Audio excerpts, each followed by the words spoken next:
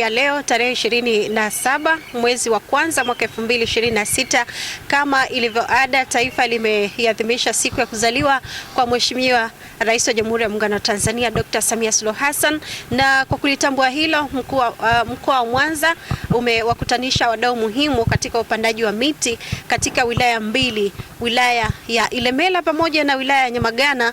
Baada ya hapo mkuu wa mkoa alipata kuzungumza na wananchi pamoja na wadau baada ya zoezi la kupanda miti takriban 16,000 iliyopandwa katika wilaya zote za mkoa wa Mwanza. Zoezi la upandaji miti limeenda kwa kauli mbiu isemayo uzalendo ni kutunza mazingira, shiriki kupanda miti.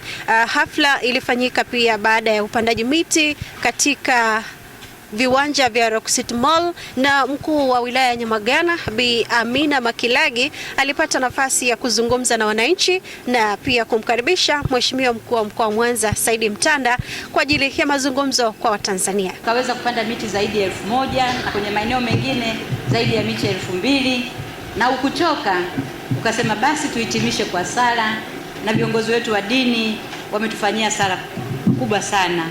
Kwa kweli mkuu wa mkoa najua utawashukuru, lakini na mimi nimewiwa kusema asanteni sana, Mungu awabariki.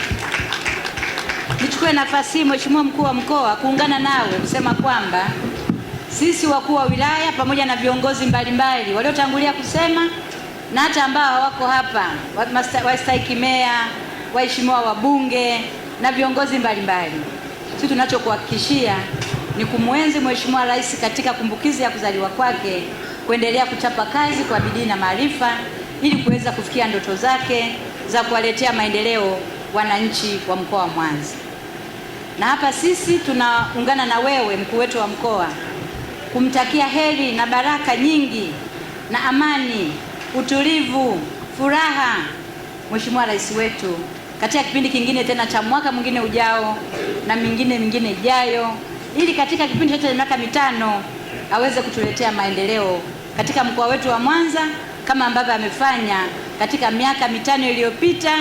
Mimi na Ilemela peke yetu tuna zaidi ya bilioni 1 zinaendelea kutekeleza miradi mbalimbali katika wilaya zetu mbili. Baada ya maelezo haya, kwa heshima na unyenyekevu, Mheshimiwa mkuu wa mkoa, nichukue nafasi hii kukukaribisha uweze kuongea na sisi. Tuko tayari kusikiliza na saa zako na hata maelekezo utakayoyatoa katika kumbukizi hii ya kuzaliwa kwa Mheshimiwa Rais. Tuko tayari mimi na viongozi wenzangu na watendaji katika serikali kuyatekeleza, na tutakapokutana mwaka kesho tulete mrejesho kwa yale maelekezo yako uliyotupatia. Karibu sana Mheshimiwa mkuu wa mkoa. Mkuu wa wilaya Nyamagana, dada yangu Amina Makilagi, Mheshimiwa mkuu wa wilaya ya Ilemela, ndugu yangu Amiri Mohamed Mkalipa, katibu tawala wa mkoa Mheshimiwa Elikana Balandia, wajumbe wa kamati ya usalama ya mkoa, nitambue kamati ya usalama ya wilaya mlioko hapa, maafisa wa jeshi la polisi na askari jeshi la polisi, CMT, mstahiki meya, waheshimiwa sana viongozi wa dini, baba askofu, maaskofu na wachungaji, lakini pia Shehe Twaha, shehe wa wilaya, watoto kutoka vituo mbalimbali. Tunao makao ya watoto Fonelisco, wamekuja watoto 48 na walezi 4. Hisani wamekuja watoto 17 na mlezi 1. FKT Foundation Karibu Tanzania wamekuja watoto 18 na walezi 3. Watoto wa Afrika wamekuja 72 na walezi 3. Karibuni sana na asanteni sana kwa kuja. Wazee wetu, naona wazee pale wapo, wazee wetu mashuhuri. Kwanza nitoe shukrani zangu za dhati kabisa kwa waheshimiwa wakuu wa wilaya hawa wawili kwa kazi mzuri ambayo wameifanya ya kuandaa shughuli yetu ya 27 ya kijani inayoambatana na kumbukizi ya kuzaliwa kwa Rais wa Jamhuri ya Muungano wa Tanzania. Waheshimiwa wakuu wa wilaya wote wawili, asanteni sana kwa kazi mzuri. Lakini pia niwashukuru viongozi wetu wa dini, wamepata mwaliko short notice, wazungu wanasema, na wazee wetu, lakini wamekubali mwaliko wetu. Ni kwa sababu ya mapenzi yao walionayo kwa serikali yao lakini pia kwa sababu sisi ni ndugu zao. Kwa hiyo tunapowaalika, hata kama wana majukumu mengi, lakini wanaamua kutoheshimu na kuja, viongozi wangu asanteni sana na Mungu awabariki sana. Lakini pia nitumie fursa hii kuwapongeza wale wote ambao wamepata fursa ya kuja mahala hapa. Na H baba alikuwa amefiwa, lakini tunaendelea kumpa pole, lakini pia yuko hapa. Kwa hiyo nitumie fursa hii kumpongeza Rais wa Jamhuri ya Muungano wa Tanzania kwa siku yake ya kuzaliwa. Lakini hatumpongezi tu kwa sababu leo amezaliwa. Tunampongeza na kumshukuru kwa sababu ya kazi yake kubwa ya kulisimamia taifa letu. Kazi ya kuongoza, ndugu zangu, sio kazi nyepesi. Wengine hapa ni mashahidi. Wengine hapa tuna familia zetu ambayo zina watu wawili hadi wanne, lakini tumeshindwa kuziongoza. Watoto ni walevi, watoto wengine wavuta bangi, lakini pia hakulaliki, ngumi asubuhi, mchana na jioni. Lakini Tanzania hii na Watanzania milioni 63 wenye makabila tofauti tofauti, wenye dini tofauti tofauti, wenye akili tofauti tofauti, lakini Rais Dr. Samia Suluhu Hassan ameweza katika kipindi chote cha miaka zaidi ya 5 kuwaunganisha Watanzania, na taifa letu bado limekuwa moja. Hata pale ambapo tumepitia changamoto, rais wetu alisimama imara sana kama amiri jeshi mkuu wa majeshi ya ulinzi na usalama. Lakini pamoja na kuhakikisha amani inarejea, lakini ameendelea na jitihada ya kuliponya taifa kwa kufanya mambo mbalimbali, kwa kuchukua hatua kadha wa kadha ili kuhakikisha taifa letu linakuwa taifa moja, kuhakikisha wale walioumia na kujeruhiwa wanapata faraja chini ya uongozi wake. Kwa hiyo hatuna budi kumpongeza, hatuna budi kumshukuru, lakini hatuna budi kuendelea kumtakia heri, awe na afya njema, awe na utimamu thabiti wa kuendelea kuiongoza nchi yetu na taifa letu kwa ujumla. Ndugu zangu, tarehe leo 27, wakati wa maadhimisho haya, rais aliamua kwamba iwe ni siku ya kumwenzi yeye, lakini kwa kuhifadhi mazingira. Umuhimu wa mazingira kila mmoja wetu anafahamu, na kauli mbiu ambayo ni ya siku ya leo inasema uzalendo ni kutunza mazingira, shiriki kupanda miti. Kwa hivyo sisi wazalendo wa Mwanza tumeitikia wito wa rais wetu wa kuhifadhi mazingira. Pamoja na kuhifadhi, tumeendelea kuongeza idadi ya miti ambayo tumeipanda. Kwa hiyo asubuhi ya leo tumefanya zoezi la upandaji miti, lakini wilaya zote za mkoa wa Mwanza kwa maelekezo ambayo tuliyatoa yamefanya kazi mzuri sana ya kupanda miti idadi kubwa sana. Hadi kufikia hapa tunapozungumza, wilaya ya Nyamagana imepanda miti 1000, lakini Ilemela wamepanda miti 2361, Ukerewe wamepanda miti 1500, Magu miti 1500, wilaya ya Kwimba miti 2400, Misungwi miti 1500, wilaya ya Sengerema yani Buchosa na halmashauri ya Sengerema na Buchosa imepanda miti 1550. Sasa hii wilaya ya Nyamagana, nafikiri afisa mazingira wake hajaleta takwimu sahihi, kwa sababu leo peke yake pale shule Kakebe tumepanda miti 1000, jumla iko 2800 imepandwa leo. Sasa afisa mazingira alikuwa amelala. Sasa miti iliyopandwa leo ni 15211, jumlisha hii 1500, kwa hiyo itakuwa ni 16311. 311. Lengo lilikuwa ni kupanda miti 12,758. Kwa hiyo tumevuka malengo yetu kwa siku ya leo na tunayo 119% ya upandaji wa miti. Kwa hiyo nitumie fursa hii kuwashukuru sana waheshimiwa wakuu wa wilaya, kushukuru taasisi zote, TFS, mamlaka ya maji, TANESCO, maafisa wa mazingira wote, waheshimiwa wakuu wa wilaya maeneo tofauti, kwa kusimamia na kuhakikisha leo tumepanda miti zaidi ya 16,111. Asanteni sana kwa kazi nzuri tulioifanya. Lakini jambo jingine ambalo wito wangu sasa, kwa sababu leo sio siku ya hotuba, leo ni siku ya kusherehekea. Tunapanda miti, tunasherehekea kuzaliwa pia kwa rais wetu wa Jamhuri ya Muungano wa Tanzania.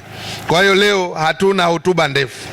Wito wangu kwa Watanzania wanaokaa mkoa wa Mwanza ni kurejea pale katibu tawala amesisitiza, pale kwaya ya Makongoro imeimba, pale viongozi wa dini wamesisitiza kwamba amani ndiyo kila kitu.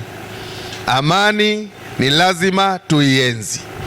Kwa hivyo wito wangu, kila mmoja wetu ni balozi wa kuimarisha amani yetu.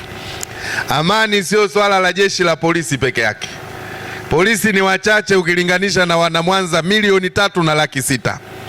Lakini kila mwanamwanza akiwajibika kuona kwamba amani, ili afanye kazi zake za uchumi ni lazima kuwe na amani, ili aende shamba lazima kuwe na amani, aende pale soko kuu ni lazima kuwe na amani, atakuwa ni balozi wa kuimarisha amani yetu.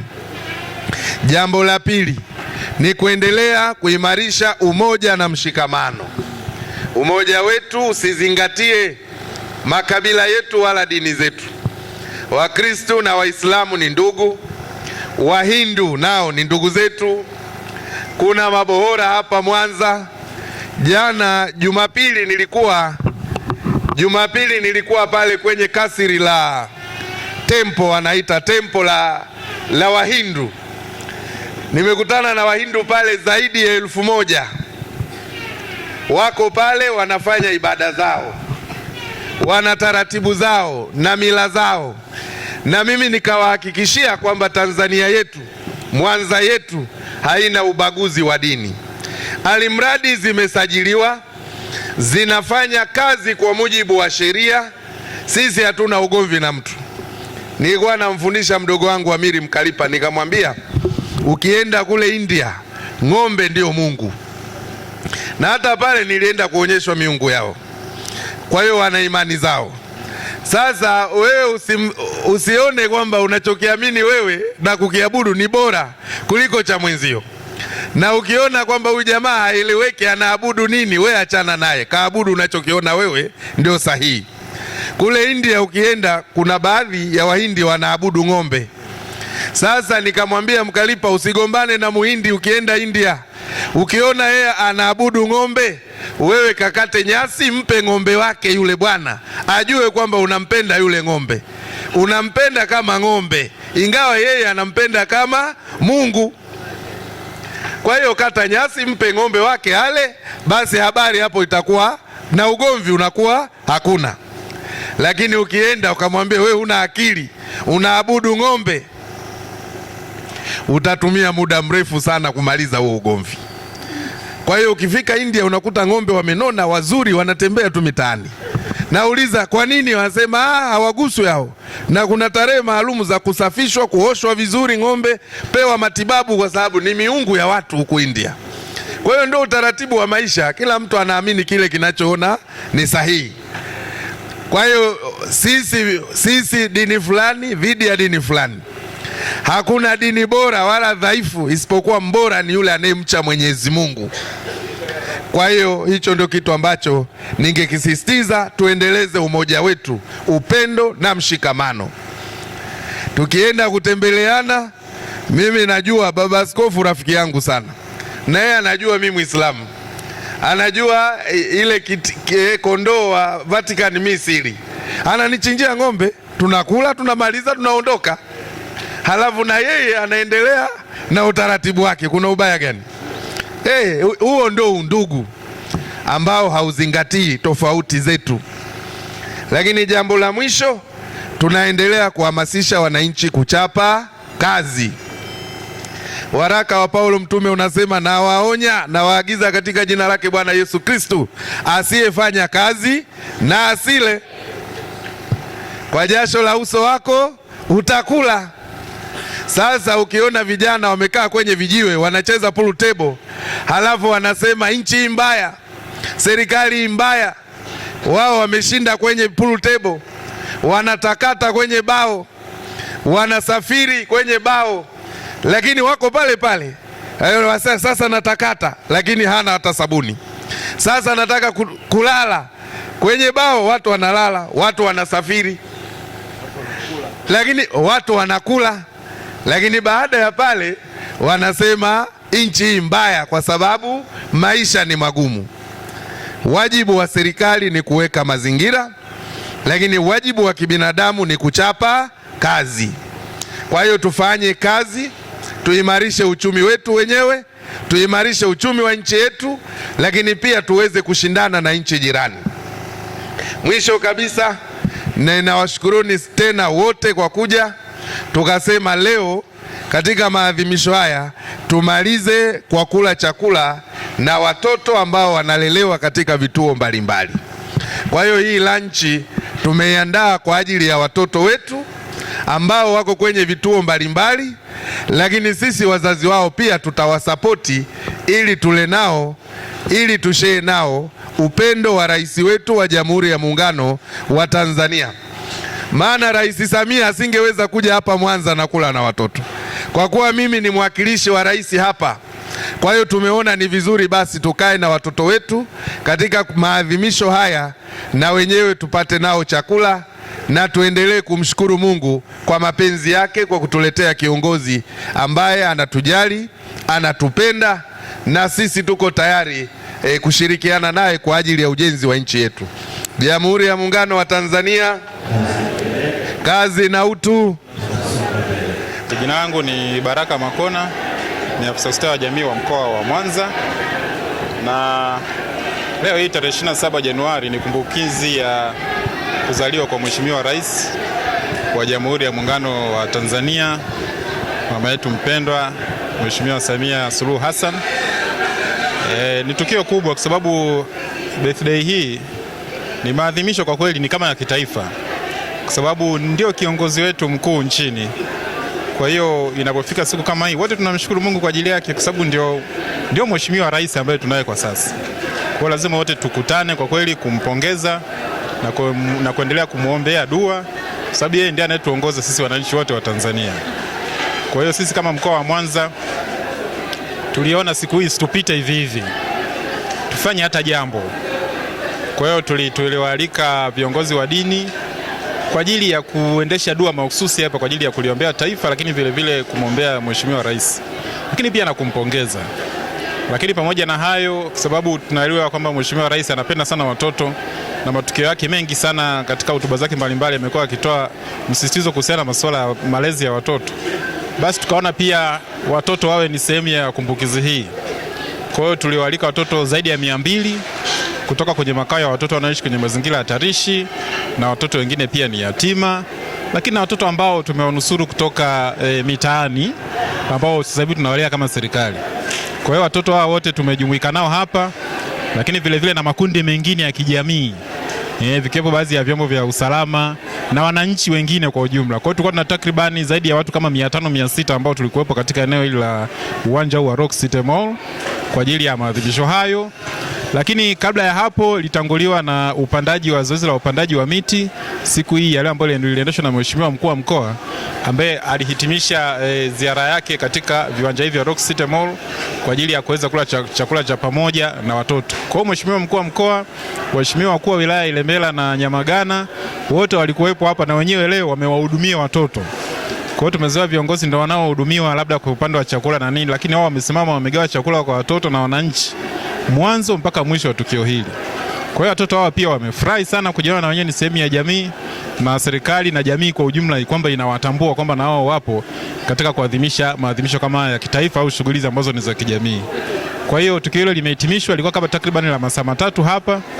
Kwa hiyo nafikiri kila mtu amefurahi, wamekula, wamekunywa, wamesafirishwa na serikali kuja hapa na watarudishwa, na shughuli zitaendelea hii. Kwa hiyo basi kila mtu aendelee kusherehekea mpaka siku leo itakapokwisha. Kwa watoto walio katika mazingira hatarishi, hususan wale ambao wako kwenye makao ya watoto, labda nizungumzie hao. Tuna makao takriban 22 kwa mkoa wa Mwanza ambayo yanalea watoto zaidi ya 600 mpaka sasa hivi. Kwa sababu idadi hii huwa inapungua na kuongezeka kila siku. Kwa sababu kuna wengine tunawatoa na kuna wengine tunawakuta kwenye mitaa huko, tunawapeleka kwenye makao watoto kwa ajili ya kulelewa. Lakini kwa wastani tuna watoto takriban 600 ambao wanalelewa kwenye vituo vyote hivi vya kulelea watoto walio kwenye mazingira hatarishi kwa mkoa wa Mwanza. Na mwaka jana mwezi Aprili tulizindua mpango mkakati wa mkoa wa kutokomeza tatizo hili la watoto wanaoishi na kufanya kazi mitaani. Na moja kati ya kitu ambacho tumeweka kwenye mpango ule na tunaendelea na utekelezaji wake ni masuala ya malezi ya watoto. Kwa hiyo ni waombe walezi wote na wazazi wote, kila mtu achunge mtoto wake, kwa sababu katika hali ya kawaida wengi tunafuga mifugo mbalimbali, mbuzi, kuku, ng'ombe na kadhalika. Akipotea ng'ombe tu mtu halali, lakini mtoto atakapopotea kuja mtaani watu hawaonekani kushughulika sana kwamba ni mtoto, lakini huyu ni binadamu. Kwa hiyo lazima tuwekeze zaidi kwenye makuzi na malezi ya watoto ili tuweze kuwa na taifa bora la hapo baadaye. Kwa hiyo na sasa hivi japo tumepunguza tatizo hili kwa takriban 50% ukilinganisha na mwaka 2024, lakini bado watoto hawa tunawaona bado wako mitaani wengine na ni wapya. Kwa hiyo hili ni jukumu la kila mwana Mwanza kuhakikisha kwamba anatoa taarifa, lakini na kuchukua hatua katika kuzuia na kuhakikisha kwamba tatizo hili lisiwepo. Kwa hiyo taarifa zitolewe kwa watendaji wa serikali za mitaa na wenye viti kwenye ngazi za kata, lakini hata sisi ambao tuko ngazi ya halmashauri na ngazi ya mkoa, taarifa hizo tunazipokea. Na baadhi ya watoto hapa pia walitoka kwenye kundi hilo, wamenusurika na serikali, wanaishi maisha mazuri na tunawaandaa, na huenda wao watakuja kuwa viongozi au watu wenye msaada katika jamii huko siku za usoni. Baada ya viongozi wa serikali kuzungumza, Inland Television ilipata nafasi ya kuzungumza na baadhi ya viongozi wa dini walioshiriki hafla hii wakiongozwa na Askofu Mkuu wa African Inland Church Musa Masanja Magwesela. Wakawa na neno kwa Watanzania. Askofu Musa Masanja Magwesela kwa niaba ya African Inland Church Tanzania, nimewakilisha kanisa katika hafla hii ya kukumbuka kuzaliwa kwa rais wetu wa Jamhuri ya Muungano wa Tanzania. Sasa ushiriki wetu katika tukio kama hili ni muhimu sana. Hatuna utamaduni wa kukumbuka kuzaliwa kwa watu wetu, na hii inatuhamasisha sana na kutuhimiza ya kwamba kila mmoja ana siku aliyozaliwa, na kwa sababu hiyo ni vizuri tukumbuke ili tuweze kuweka alama katika miaka tunayozaliwa au miaka tuliyozaliwa. Tunaweza kuweka alama kubwa sana katika jamii, katika kanisa, katika familia na hata katika maisha yetu sisi binafsi tu. Na kwa sababu hiyo ni msihi kila mmoja, kila mwanakanisa kuweka jitihada kukumbuka siku yake ya kuzaliwa, lakini pia vile kuweka mipango, kuweka malengo namna gani ataendelea kuwa anaadhimisha sikukuu hizi za kuzaliwa. Mimi nimejifunza mambo mengi sana. La kwanza, nimejifunza huo upandaji wa miti na utunzaji wa mazingira katika maeneo yetu. Iwapo tutaweka jitihada kama hizo, mtu ambaye ataishi miaka 50, miaka 60, miaka 70 atakuwa amepanda miti karibu 70 katika maisha yake, kama tutakuwa tunaweka kumbukumbu za namna hiyo. Na miti ni mali. Utakapokuwa unafikisha miaka 70 hiyo, utakuwa na miti mingi ambayo unaweza ukaitumia ikakusaidia sana katika swala zima la uchumi. Na kwa sababu hiyo ni muhimize kila mmoja wetu kutunza mazingira kwa njia hiyo, na kwa sababu hiyo itaendelea kutusaidia sana. Sasa mimi mwenyewe nimeenda mbali. Juni 29 ndio sisi tunakumbuka kanisa letu la African Inland Church Tanzania kuzaliwa na hapa Tanzania, na mwaka huu tutakuwa tunaadhimisha hiyo miaka 116 ya kuzaliwa kwetu. Na kwa sababu hiyo tukiweka jitihada ya kila kanisa kupanda miti, kama mkoa wa Mwanza tu wamepanda miti karibu milioni 16 sisi tunaweza tukapanda miti mingi zaidi, na tukipanda miti katika maeneo yetu ya makanisa tutafanya vizuri sana. Na kwa sababu hiyo ni wahimiza wainjilisti, wazee, wahudumu wa makanisa, maaskofu wenzangu, tuweze kujiandaa vizuri, kuweka ratiba zetu vizuri, ili kusudi tuweze kubadilisha mazingira yetu tunayoishi, hata kwa ajili ya kazi kama hizi ambazo tunaendelea kuzifanya. Kwa hiyo kwangu mimi hii imekuwa ni kubwa sana. Imelitangaza kanisa pia vile vile, ninyi Inland Radio, Inland TV mko hapa, Makongoro Church Channel mko hapa, mmetangaza kanisa, tumeomba, tumepata nafasi kama hizo. Hizo zote zinasaidia sana kulitangaza kanisa letu na kuona nafasi ya kanisa letu katika serikali yetu. Ni balozi wa amani mchungaji Dr. Jacobo Mutashi. Ni makamu mwenyekiti wa makanisa yote ya Kipentekosti wilaya ya Ilemela na kanisa la EAGT Kiloleli nalochunga. Nitaka tu nishukuru kwa ajili ya serikali au mheshimiwa mkuu wa mkoa kutushirikisha sisi viongozi wa dini. Wamekumbuka jambo la maana, kwa sababu sisi ni wabia wa serikali, wala sio wadau, wabia, partners. Partners kwa maana ya kwamba sisi ndio tuna watu makanisani, na kwa hiyo hawafanyi kitu bila kutushirikisha, na wakitushirikisha tunafanikisha mara zote. Lakini mimi niseme kwamba nimepata mambo matatu katika sherehe hii. La kwanza kabisa ni ule uumbaji wa Mungu alivyoumba ulimwengu huu. Ukisoma ile Mwanzo sura ya kwanza mstari wa 13 peke yake utaweza kukuta uumbaji wa miti, matunda, mimea na vitu kama hivyo. Lakini sura ya pili mstari wa 15 alipanda ile bustani ya Eden, lakini akamweka mwanadamu aliyemuumba Adam ailime na kuitunza. Narudia kwa herufi kubwa, ailime na kuitunza. Hiyo ikiwa inatafsiriwa kwamba Mungu anapenda sana mazingira yatunzwe. Angeweza kuacha tu amepanda bustani akaacha tu, lakini ailime na kuitunza. Tumepata kielelezo hapo, kulinda na kutunza mazingira aliyotuwekea Mungu, uoto wa asili. Ukiangalia uumbaji wake, nchi ilikuwa ya ukiwa kabisa, lakini alipanda hiyo mimea na miti kwa ajili ya chakula, vivuli, chakula cha watu, chakula cha wanyama. Kwa hiyo Mheshimiwa Rais amenikumbusha hilo, kwamba sijui kama amesoma hiyo mistari au ni mwongozi wa serikali, lakini tunashukuru Mungu tumekumbuka wote. Na tukitoka hapa, mimi ni mmoja wapo, iwe ni ajenda ya kudumu kwenye nyumba zetu za ibada, tuambie watu wetu umuhimu huo wa kupanda miti kama tulivyosikia 16,000 kwa siku ya leo tu. Basi muda sio mrefu tutashinda hilo tatizo la majangwa katika nchi yetu.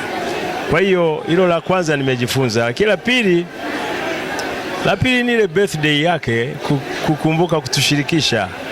Amekumbuka hilo, na viongozi wa dini tukaitwa tumuombee Mungu aendelee kumuongeza miaka ya kuishi. Usisahau, hatupati miaka ya kuishi kwa ajili ya kula chakula kizuri tu, au kwa ajili ya heshima zetu, au kwa ajili ya fedha na utajiri wetu, lakini Mungu ndiye hutujalia kuwa na siku za kuishi. Tunakumbuka alivyomuongezea miaka 15 Hezekia mfalme. Ni yeye tu pekee aliyekuwa na uwezo wa kumuongezea siku, maana alishatamka kufa utakufa na hutapona, lakini alivyomuongezea miaka 15 akaishi. Kwa hiyo inanikumbusha watu tuwahimize kuishi katika maisha mazuri ya kumpendeza Mungu, maisha ya kumcha Mungu, maisha ya kumpendeza Mungu, maisha ya kutii wazazi. Unaambiwa watii baba na mama, siku zako zipate kuongezeka juu ya uso wa hii dunia na maisha yako yawe heri. Sasa kama hivyo ndivyo leo tumejifunza hilo. Mheshimiwa Rais miaka aliyofikisha nadhani ni 65. Sasa akifanya hivyo kila mwaka atakuwa na miaka mingi hapa juu ya uso wa dunia. Lakini sisi viongozi wa dini tunayo sheria au agizo la Mungu kwamba kabla ya mambo yote, dua, sala, maombezi pamoja na shukrani kwa ajili ya watu wote, lakini zaidi sana kwa wafalme na wenye mamlaka, ili watuongoze kwa amani na utulivu. Kwa hiyo sisi hiyo kazi ya kuwaombea au kuwaombea serikali, hatusubiri ratiba ya serikali au kuombwa na viongozi wa serikali tuombe. Ni ratiba tumewekewa na Mungu kabisa. Kabla ya mambo yote, dua, sala, maombezi tufanye, na kuwakumbusha watu katika nyumba zetu za ibada kutii mamlaka, kwa sababu ni agizo la Mungu, na akasema mamlaka zote zinatoka kwake, na akasema hata hii iliyopo imewekwa na mimi mwenyewe. Sasa unampenda umpendi, tuna wajibu wa kutii, tuna wajibu wa kuomba viongozi wa dini. Kwa hiyo hayo tukiyaweka kwenye mioyo ya watakatifu au ya watu tunaowaongoza, mimi kama mfalme, kama balozi wa amani, najua nchi itakuwa na amani.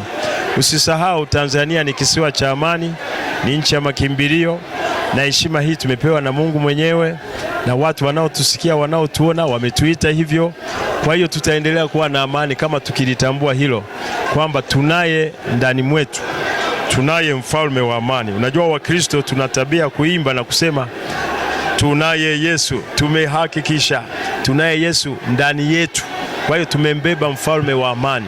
Ukisikia watu wamefanya vurugu, watu wamevunja amani, sitarajii kukuta Mkristo yeyote yuko miongoni mwa hao, maana tumembeba mfalme wa amani. Mwisho sio kwa umuhimu, nampongeza Mheshimiwa Rais kuwakumbuka watoto yatima, watoto wenye maisha ya magumu, mazingira magumu, wana watoto wa namna hiyo. Amekumbuka jambo la maana, kwa sababu watoto ni ajenda ya Bwana Yesu akiwa hapa juu ya uso wa dunia. Alisema muache watoto wadogo waje kwangu, maana ufalme wa mbinguni ni wa kwao. Kwa hiyo kama amewakumbuka watoto, amemgusa Mungu moja kwa moja katika kiti chake cha enzi. Nipende kushukuru sana Inland FM na Inland TV. Kwa kweli Mungu awabariki sana, kwa sababu mmetumia nafasi yenu kubwa kuelimisha jamii, kuelimisha wananchi, burudani, elimu. AIC kwa kweli Mungu awabariki sana, uongozi mzima, nadhani wananisikiliza, wananiona, Baba Askofu Magwesela pamoja na uongozi mzima. Mungu awabariki sana. Ninaitwa mchungaji Lugaila Abel Lugaila, katibu mkuu Umoja wa Makanisa Mwanza, na ni mchungaji kiongozi katika kanisa la AICT Nazareti Nyakato. Ninapenda kumtukuza Mungu kwa ajili ya siku ya leo ambayo ni ya kumbukizi ya Mheshimiwa Rais wetu wa Jamhuri ya Muungano wa Tanzania, Dr. Samia Suluhu Hassan.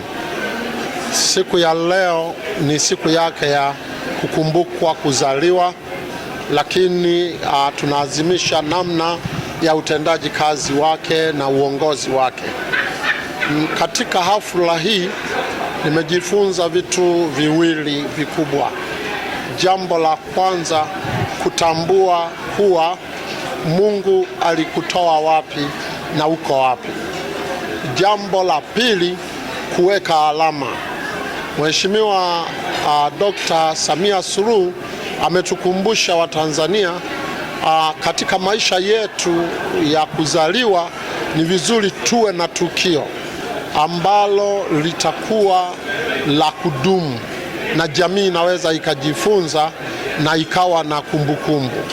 Yeye leo amekuja na jambo la kuweka alama la upandaji miti. Miti mingi sana tuliosomewa hapa iliyopandwa tu katika mkoa huu wa Mwanza, na sasa tukio limefanyika katika nchi nzima kwa mikoa mingi. Zaidi ya miti 15,000 hapa Mwanza imepandwa. Kwa maana sahihi kabisa kwamba kila aliyezaliwa akifanya birthday yake akawa anaweka alama fulani tu hiyo ya kupanda miti. Umri wetu tuliopewa na Mungu wa kuishi ni miaka 70, ikimpendeza Mungu miaka 80. Kwa hiyo kila mwaka ukianza kupanda ukiwa mdogo utakuwa umepanda miti 70 mpaka 80, lakini kwa umri walio na miaka 50 wakianza kupanda leo watapanda miti isiyopungua 30. kwa miaka hiyo 30. Kwa hiyo hili ni jambo zuri na ni kubwa, na itasaidia kuleta mabadiliko makubwa katika hali nzima ya mazingira yetu, na ninapenda kumtukuza Mungu kwa tukio kama hili.